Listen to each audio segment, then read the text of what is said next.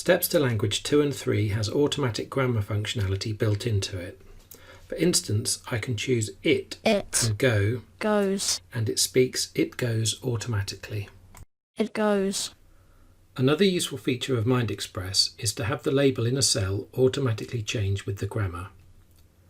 In order to turn this feature on, choose Menu and then Settings. Now select the Page Set button and look for the option called Change Labels According to Grammar. Set this option to On and then choose OK. The label text is automatically changed, so when I choose it, you will see that the label text in some cells automatically change. Goes, it goes.